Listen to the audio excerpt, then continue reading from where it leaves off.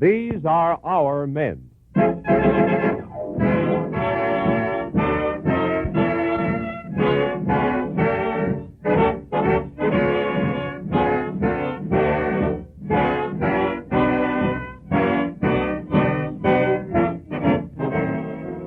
Watch Company and its dealers throughout America dedicate this program to the United States Treasury Department for the sale of war bonds.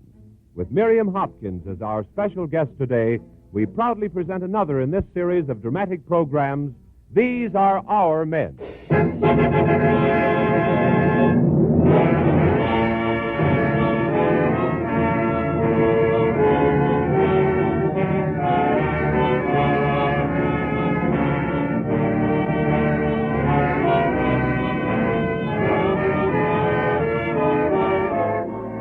In the fight for total victory, these are our men. Eisenhower, Arnold, Marshall, Nimitz, Wainwright, Halsey, Clark, Bradley, Kincaid.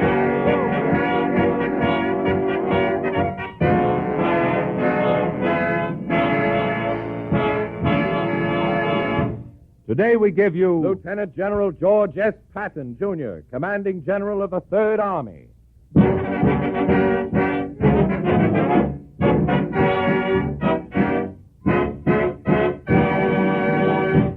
Our story will begin in just a moment. But first, here's our star Treasury salesman, special guest today, the distinguished actress of stage and screen, Miss Miriam Hopkins.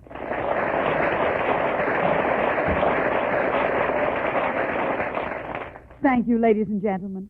I know right now you want to hear the thrilling story of one of America's most colorful generals, and a red-blooded story it is, too. But I'll be back later in the program with an important message from another colorful figure, Uncle Sam. That's a promise, Miss Hopkins. Meanwhile, ladies and gentlemen, may I remind you to be sure to send for your copy of our exciting new book portfolio, combining the pictures and stories of America's top leaders, with a special compartment for the safekeeping of your war bonds. I'll tell you how in just 27 minutes. Right now, the authentic story of another great American.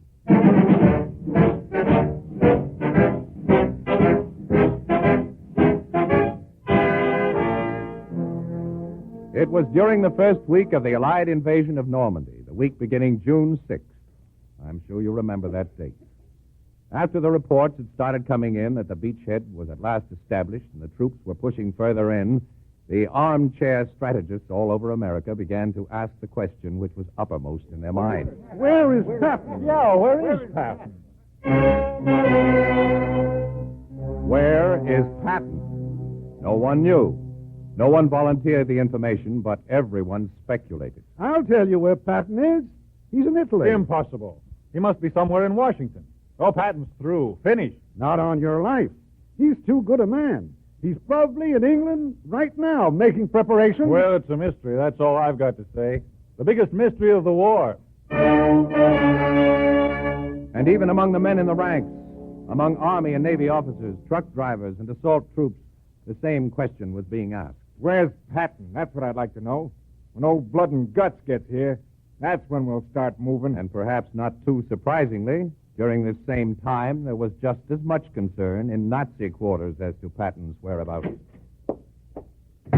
Here's the latest intelligence report, Major. Good.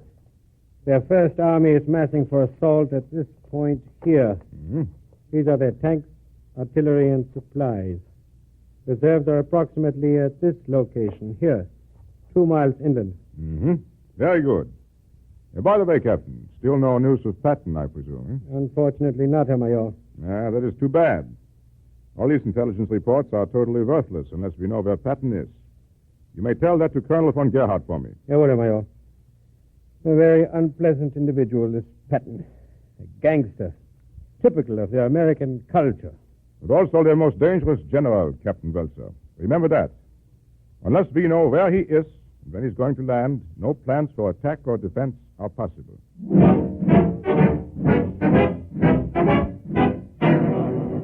On D-Day Plus, the mystery was finally solved. On D-Day Plus, somewhere on the beaches of Normandy, Third Army tanks began rolling ashore. And the news spread like wildfire among the invasion troops. Look! That's old man Patton himself. Where? What do you see? Oh, yeah. Boy, is he a tough-looking baby. I heard them say Hey, what? lay off. He's going to make a speech, I think. All right, men. Now let's cut the guts out of these krauts and get the bloody blazes to Berlin.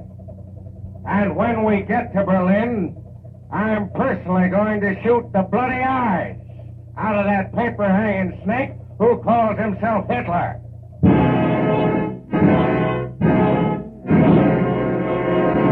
Who is Patton, and how did he get that way? Well, just follow us through the pages of history as we pick out the salient facts in the general's career, the highlights and the low points, the apocryphal stories and the documented truth. What does old history say? Now listen. George S. Patton Jr., born 1885 on his father's ranch in San Gabriel, California. Childhood, uneventful. In school, achieved reputation of being poor student and good sailor. Continue. Incident which follows is somewhat apocryphal. Well, that's all right. We understand. Remember, this is Patton we're dealing with, a legendary character. Very well. Scene, the principal's office. Time, 1900. Characters, the principal and George Patton, age 15. Subject, George Patton. You sent for me, Mr. Studebaker? Yes, George, I did. I have before me a report from your algebra teacher. Oh. You are, I presume, aware of its contents? I think so, sir. Well, what have you to say about the matter, George? Well, I was, that is, you see, it was this way. I was busy, sir. Busy? Yes, sir, very busy. Too busy to take your algebra examination? Well, I couldn't very well. Yes, sir. And what were you busy with, if one may ask? Winning a race, sir. A race?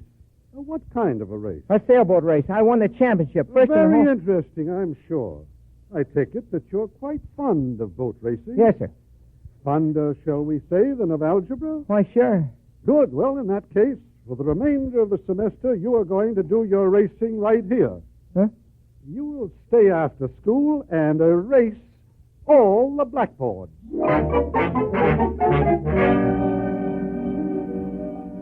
Too early to tell about Patton's character? Perhaps. But soon the boy who ignored algebra examinations and won sailboat races turned into man. And as he grew, so did his interests change and his ambitions begin to crystallize. Let's turn to history again. From Pasadena High School, George Patton went to the Virginia Military Institute, then got his appointment to West Point. At West Point, Patton achieved reputation of being outstanding athlete. Anything else? He also achieved reputation of having more push than any other cadet. Push? Yes, push. Cockiness, self-assurance. Call it what you like. Scene, West Point campus. Time, 1905. Characters, Patton and other cadets. Subject, Patton. Hello, Patton. Hello, Jackson. Say, that was quite a show you put up yesterday, fella. Darn nice tackling. Yeah, I know. I stopped him cold, didn't I?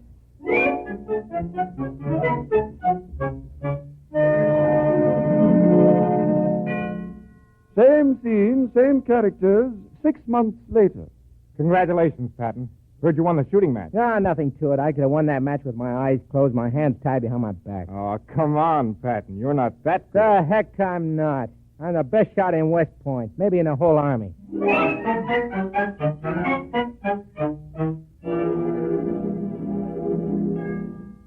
Same scene, same characters, the year 1908. Hiya, Patton. Hiya, Jackson. Well, finals are almost here. Yep. How do you think you're going to make out? Duck soup. When I get through, I'm going to be class adjutant. Now, wait a minute, Patton. For 4 years, I've been listening to your bragging about your shooting, your football, your fencing and maneuvers, and your endurance and guts and stamina, and a million other things. But don't tell me about scholarship. That's one thing I'm not going to swallow. In order to get to be class adjutant, you got to be top in your class. And you haven't hit the books once since I've known you. So what? Studies are like everything else. You grab them by the nose and you kick them in the tail. I'm going to crack that examination wide open. If necessary, I'm going to memorize every book in the Point Library. My mind's made up, Jackson. I'm going to be class adjutant, or I'll know the reason why.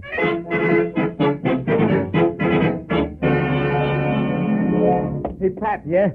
Well, I gotta hand it to you. Oh, you mean class adjutant? Yeah. I was duck soup, nothing to it. Let me tell you something, Jackson. Huh? When I get through, I'm going to be the top general in the Army. Oh. Yes, the legend was beginning to grow. The legend of a man who knew what he wanted and went out and got it, whether it was there or not. 3 years out of West Point, he was again proving his ability by representing the United States in the Olympic Games in Stockholm.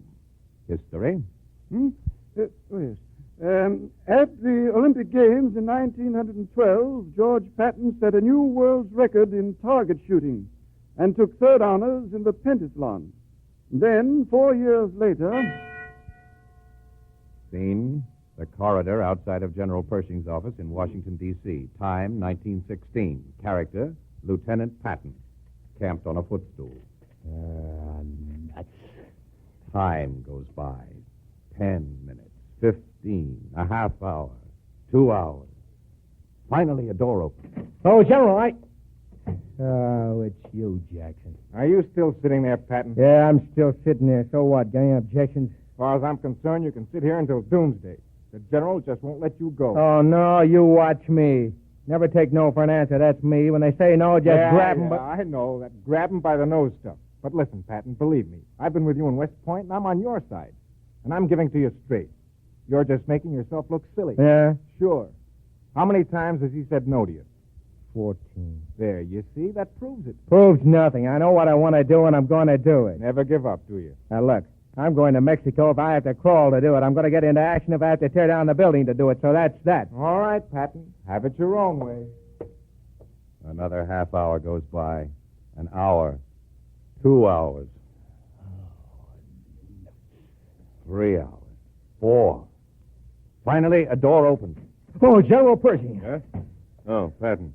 You still here? General, I must talk to you. You got to listen to me, General. Haven't I told you not to bother But, General, me? you got to give me a chance. I deserve it. I mean, it isn't fair to keep me here in Washington while there's action going on in Mexico. I'm too good a man, the best shot in the Army. All I ask is you take me along. I promise you won't be sorry, General. I'll... Patton, Yes, sir. if I take you along, will you promise me something? Why, sure. Anything, General Pershing. Leave this blasted footstool here in Washington. And one thing more, Patton. Yes, sir? When you get there, remember, grab him by the nose and kick him in the tail. Our history continues. We seem to have left something out, Mr. Cotsworth. Huh? What's that? Mrs. Patton, of course. Oh, yes. Patton married Beatrice Eyre in 1911, 2 years out of West Point. They have 2 daughters, both married, and 1 son.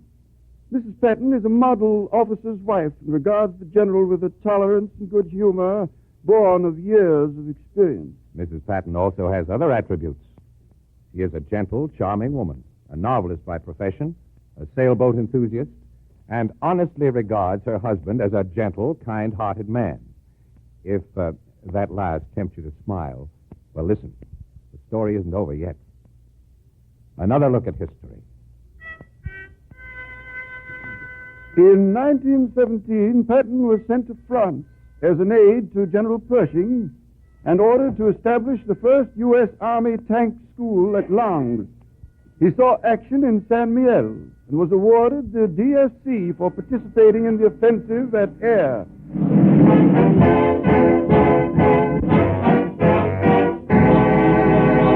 Those are the bare facts, the official record. Actually, what happened to Patton in France, or should we say what Patton made happen in France, was much more dramatic, much more in keeping with the legend of old blood and guts. Near Chepy, September 26, 1918, hell had temporarily come to earth. German artillery shells were plowing up the ground. German rifle and machine gun bullets were whining overhead. And in the midst of all this fury stood an American tank officer directing the advance of his tank brigade. Come on, get going. Go forward, you alligators. Get the lead out. Faster. Hey, what the devil is that? Hold it, Sergeant. Yes, sir. Who are these men coming this way? Where are they coming from? I don't know, sir. Hey, you guys, where do you think you're going? You there, come here. Yes, sir. What's the meaning of this? Where the devil do you guys think you're going? If you're in the infantry, you're supposed to go forward, not backward. Yes, sir. But you see, sir, we couldn't... Where's your commanding officer? He's dead, sir. I see.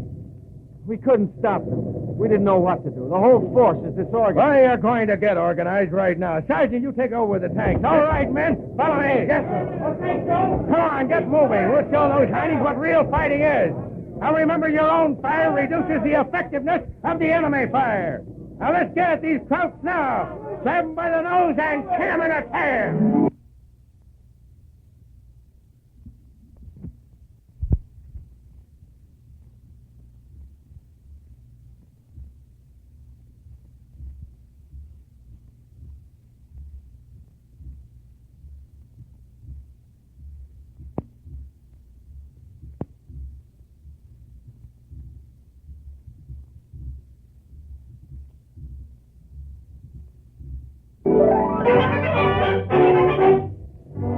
The disorganized infantry force became a highly organized unit, advancing behind Patton under heavy machine gun fire. And just as the men were ready to attack, a shell came screaming down. All the bloody luck. Let me help you, sir. Never mind me. You guys go ahead. Go ahead. Forward. Attack. Company B, take that position over here. Yes, sir. Company A. Company B. Now get a move on. Get the ladder. Get those Krauts and rip them wide open. Badly wounded, Patton still continued directing operations of the unit until all arrangements for turning over the command were completed. Okay, Colonel. How do you feel, sir? All right, fine. Leg, eh? Pretty bad. Don't you worry, Colonel. We'll have you fixed up in no time. How did we make out? Oh, we pushed them back, right down the valley. Oh, we did, huh? Yes, sir. A major victory, sir. Good, fine. Well, all right. Get me fixed up and make it snappy. What do you think I want to do? Spend the rest of the war in a hospital?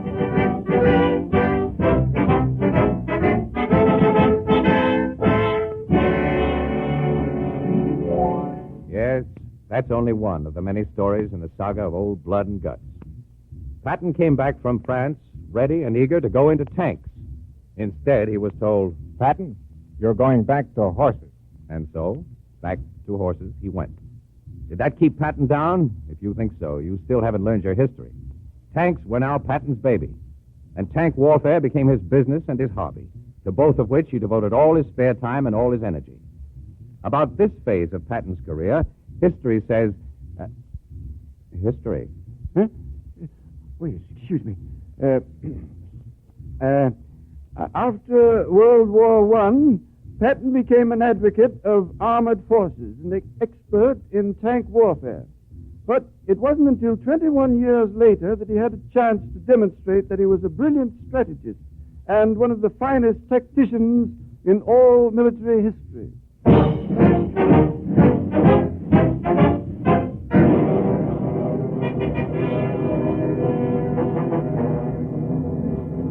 Yes, June 1940 was really the beginning of the modern phase of Patton's career. He had been ordered to duty with the 2nd Armored Division at Fort Benning as Tank Brigade Commander. When he arrived on the scene, the fur began to fly. Hey, Titus, what's the meaning of this? Is this a tank camp or an old lady's home? Well, sir, you see, we didn't have time to prepare. And besides, sir, well, to put it bluntly, the division is suffocating in red tape. Oh, it is it? Well, we'll put a stop to it right now. A fine state of affairs. I'm supposed to train an army here, and I got nothing to train them with. Yes, sir. Don't yes me. No, sir. No barracks, no tanks, no equipment. Titus, call Washington to tell them I want barracks erected for these men. I want them here by the end of the week. But that's impossible, sir. The material... Don't stand there and contradict me. I want them by the end of the week. Yes, sir. And when you're through with that, get all the tanks out and have them repaired by tomorrow morning. But that's just it, sir. There's no equipment to repair them with. And we're trying to get the authorization... Never mind the authorization. Get the equipment at Sears Roebuck. But that's against regulations. Blast the regulations. I'll take the responsibility. We'll tell Washington it's a new source of supply. Yes, sir. I'm going to get some discipline out of this confusion. Yes, sir. I'm going to make this the best bloody armored division in the whole danged army. Yes, sir. Well, I'll know the reason why.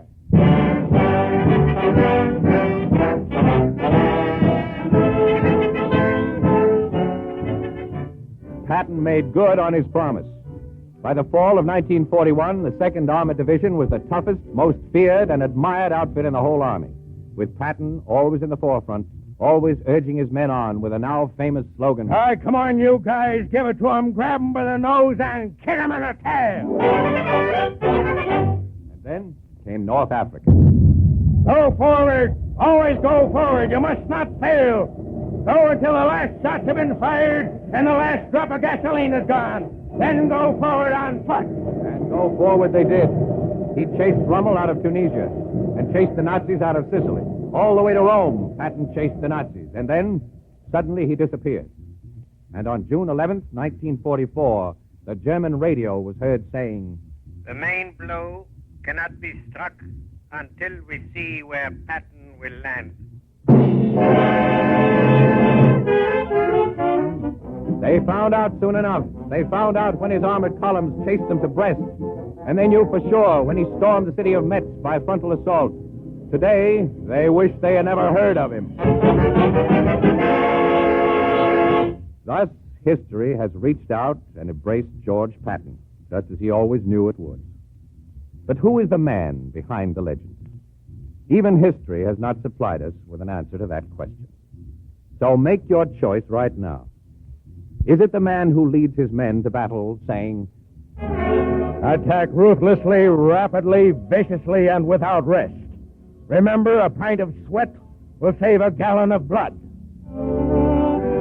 or the man who sent out Christmas cards inscribed, Almighty and most merciful Father, we humbly beseech thee to restrain these immoderate rains with which we have had to contend.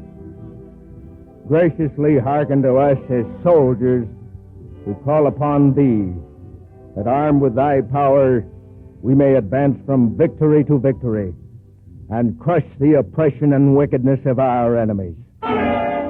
Is it the man who implores his men with elegant oaths? Rip the crowd belly buttons up one hill and down the other.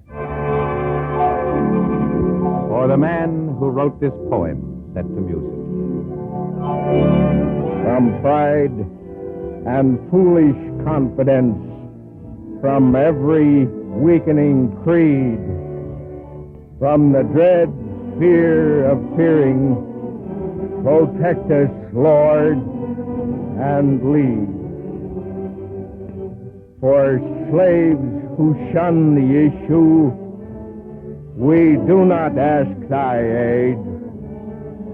To thee we trust our spirits, our bodies unafraid. From doubt and fearsome boding, still thou our spirits guard. Make strong our souls to conquer.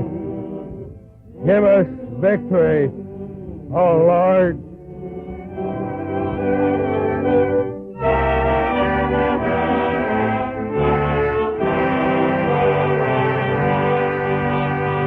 If the picture is still unclear, remember, these incidents, these words and anecdotes are all legend, colored by time, by telling and by retelling. But here's one story that needs no embellishment.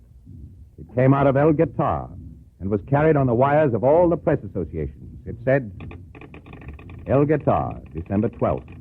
Today, Captain Richard Jensen, an aide to General George Patton, was killed in action. Immediately after the burial, General Patton called in the correspondence and paid tribute to the soldier. Gentlemen, Captain Richard Jensen was one of a family that had been friends of my family for 3 generations. His father, now dead, was a retired commander in the Navy. Captain Jensen had volunteered to go to the front as an additional officer in our tank force on Gaby's Road. When the Stukas came over, he was standing only a few feet away from me. We dived into a slit trench, but Captain Jensen was hit, killed instantly by concussion. I have just come from his funeral. He was one of the bravest men in our outfit. He died courageously. I'm acting like an old fool. And the toughest, fightingest, cussingest soldier in the whole army stood up, mopped at his eyes with a khaki handkerchief, and wept.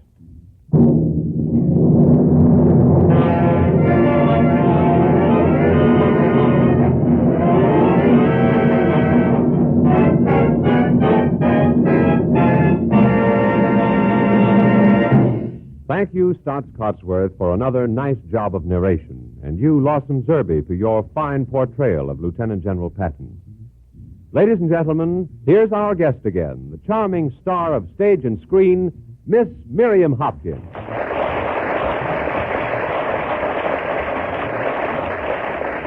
Thank you.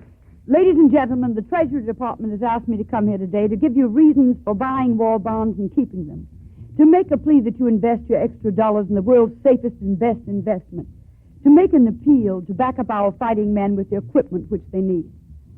But frankly, I can't get myself to do it. I'm just an average woman with no magic power of persuasion, no secret formula which produces miracles and makes men see the things they won't see. What reasons shall I give you? What kind of plea? We all read the papers. We've all seen the dispatches from the front, among them the story of the men in Belgium who were surrounded by the Nazis, and who, when asked to surrender, replied, nuts. What reason did those men have to fight in the face of tremendous odds against them? And who made the appeal that they should do it? What reasons prompted the 6 barefoot Americans on the island of Luzon to preserve the regimental flag of the gallant 26th Cavalry and keep it hidden and off the ground for 3 years of Japanese occupation? And who made the appeal that they should do it? What reasons made our fighting men today give up their lives in battle? And do they wait for an appeal before they do it? We all know the answers to these questions. We all know what reasons these men had, and that no appeal, no plea was necessary to make them fight and die for freedom. Well, if appeals are not necessary for them, why should they be necessary for us? Why must we be cajoled and flattered and high-pressured into buying and keeping war bonds when we know, or we should know, that they spell the difference between life and death to our fighting men? That our little sacrifices are but a drop in the sea as compared with the sacrifices of any soldier on any fighting front? No, we need no appeals and we need no pleas. I'm confident we only need to know the truth, to look within ourselves and ask ourselves one question. Will we be able to face these men when they come back? Will we be able to look upon the extra crosses in the cemeteries and say, I've done my job also? Thank you.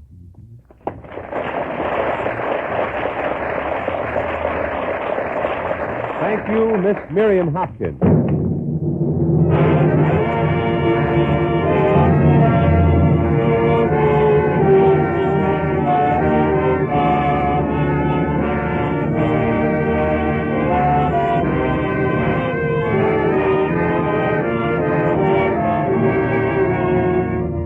These are Our Men, featuring today the dramatized story of Lieutenant General George Patton Jr., with Miriam Hopkins as our special guest, is presented each Saturday by the Parker Watch Company and its dealers throughout America, but not to sell watches. What we ask you to buy is bonds, war bonds, more bonds.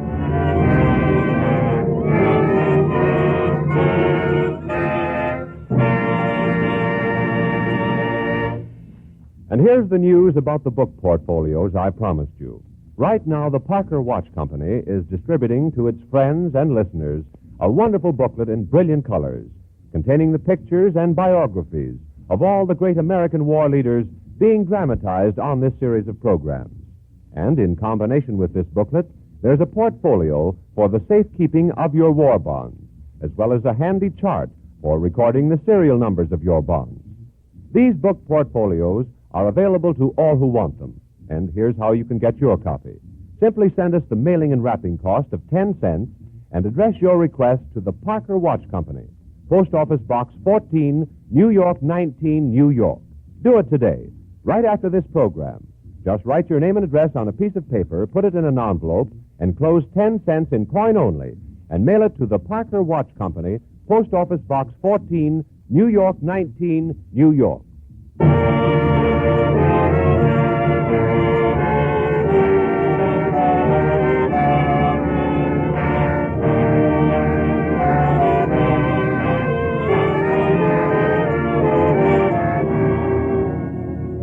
Next week, These Are Our Men will bring you the first radio presentation of Ernie Pyle's bestseller, Brave Men. And our guest star will be the famous baritone of concert and radio, Robert Merrill. So be sure to tune in, same time and station. The music for today's program was composed and conducted by Joseph Chernyovsky, and the entire production was under the direction of Anton M. Leader. These Are Our Men is recorded by the Office of War Information for shortwave rebroadcast to foreign countries. Don't forget now, for your copy of our new combination book portfolio entitled These Are Our Men, send 10 cents in coin only to the Parker Watch Company, Post Office Box 14, New York 19, New York. This is Jack Costello speaking. This is the National Broadcasting Company.